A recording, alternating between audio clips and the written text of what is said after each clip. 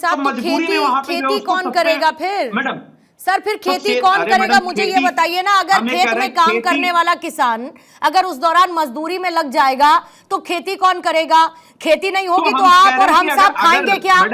हम और आप खाएंगे क्या? मैं बेसिक सी एक बात बता रही हूँ सर, एग्रीकल्चरल लैंड है हमारी कंट्री, अगर वैसे ही इतनी समस्याएं हैं सर।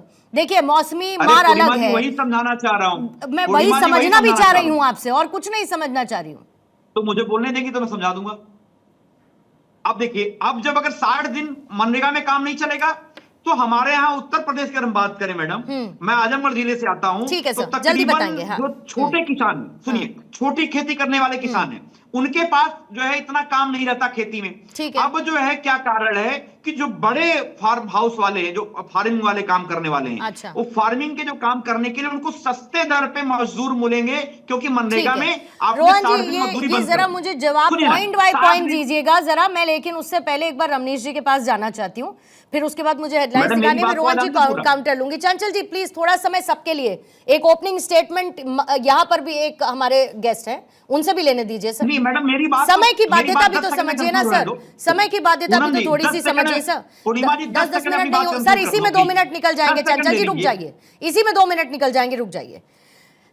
सबसे बड़ी बात रमनीश जी, कैसे खुल के अभी प्रभात जी ने फौरन कह दिया कि हमने तो जेपीसी में भेजा था, कितने खुले से कह दिया कि हमने तो जेपीसी में भेजा था, नरेगा से मनरेगा किया ना, कोई जेपीसी गठन, संसदीय बोर्ड था वहां पर ये पेशकश की गई थी और उसके बाद वो फैसला कैबिनेट और संसदीय बोर्ड की तरफ से लिया गया। साहब जेपीसी अभी आपने बोला, जब आपने कहा कि ये जेपीसी का गठन करते, आपने अभी बोला, मैंने आपसे सवाल पूछा कि आपके समय में जेपीसी का गठन हुआ था, आपने कहा हाँ बोला।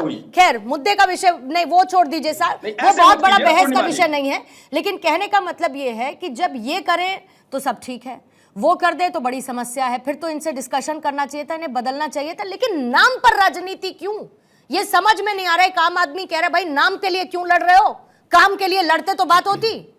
जी पूर्णिमा जी, मैं सिलसिलेवार तरीके से दोनों का जवाब दूंगा, चाहे प्रभात जी हों चाहे चंचल जी।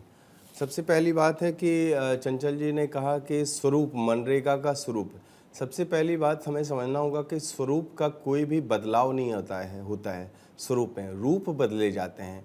तो आपने यदि स्वरूप का शब्द यूज़ किया है इसके लिए, मनरेगा के लिए, तो मुझे लगता है ये उचित नहीं है।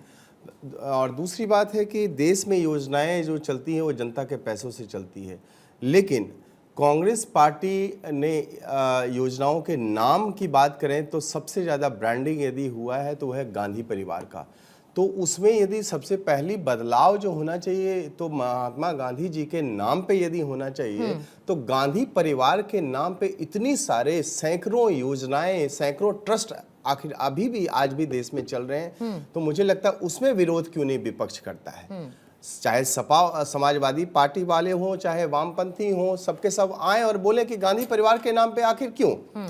फिर दूसरी बात आती है कि 500 साल से लंबे इंतजार के बाद हमने कई नस्लें जो है वो तबाह हो गई, नस्लें जो है हमारे देश में विलुप्त हो गए, इंतजार करते करते रह गए। लेकिन एक समय ऐसा आता है कि एक देवतुल्य, मैं कहूँगा कि एक ऐसा भी प्रधानमंत्री हमारे देश में आता है, वो राम मंदिर के लंबे इंतजार के बाद हम लोगों को देखने को मिलता है। तो हम सनातनी आज भी हम उसके ऊपर गर्व करते हैं, ऐसी भी सरकार। अब मुद्दे पर आइए, दूसरी बात है, हम मुद्दे के ऊपर आते हैं कि ऑडिट के 2007 से लेकर के 2012 के ऑडिट के अनुसार कहें तो किस तरह का ये जो भ्रष्टाचार का कोकटेल होता था, खास करके मनरेगा की बात करें तो देखा जाए तो 10,853 करोड़ ऐसे हैं जिसमें उचित काम नहीं मिला। और पहले जो है ना, कांग्रेस के समय में फाइलें पे सड़क बन जाता था, वो क्या कहते हैं, नाले बन जाते थे, उसके बाद फिर तालाब बन जाते थे, लेकिन वो चीज़ें धरातल पे कुछ भी नहीं दिखता था। और मजदूरी के नाम पे कहा जाए